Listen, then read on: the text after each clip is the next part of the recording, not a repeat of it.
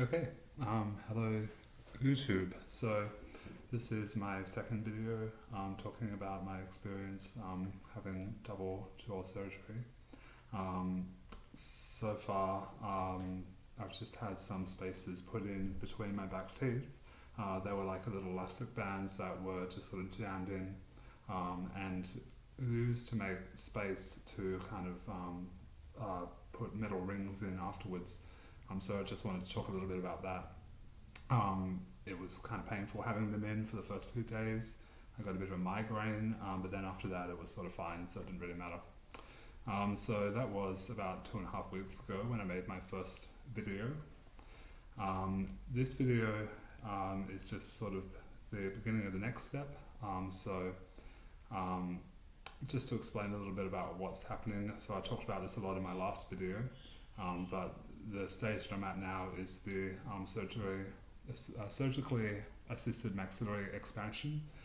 So that's looking at the fact that my top jaw is kind of more V-shaped like this, where my bottom jaw is more kind of U-shaped like this. So what they want to do is expand my top jaw so it goes sort of from that V shape into like more of a U shape, so it fits over my bottom jaw ultimately.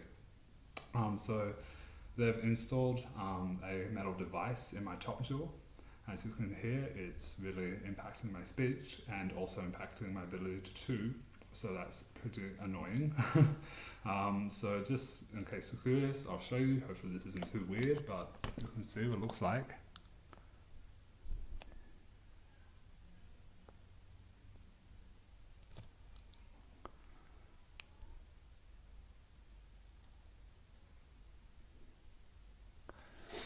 Okay, so you can see the device in my top part of my mouth. It's hooked on by rings on my two teeth back here. It's with rings, and there's like a crank in the middle. So eventually I'm going to use this device here, and I'm just going to put a thing in, and I'm just going to like crank it down, and that'll cause it to sort of move out and widen. So that's the theory. That's where I'm at. So I had the device installed yesterday, and it's been doing nothing but sort of impacting my speech and ability to eat so far, which is kind of annoying. But tomorrow I actually have the surgical part of the surgically assisted maxillary expansion, and that means that I'm going to go under a general anesthetic. I'm going to be asleep. They're going to they always say it euphemistically, but they're going to soften the join in my soft palate, and this is going to sort of put it back to a state like it was when I was more of a teenager or a younger person, where the bone was a bit softer. So it's not going to be broken, or it's not going to be able to separate. The bone's just going to be able to be manipulated a little bit easier, so that way when I'm cranking the device out, I'm going to be able to sort of get some movement there. And I'm told that it'll move pretty slowly. It'll take 4 days to get about 1 millimeter of extra bone growth in the middle, and after a couple of weeks I'll have a big space between my front teeth here. It'll kind of move apart, and I'm not sure exactly how much space they want, but I think it's only about 4 or 5 millimeters, so I'll have about a 0.5 centimeter gap between my two front teeth. And part of that process, if you imagine my V shape here, it's going to move my front teeth back.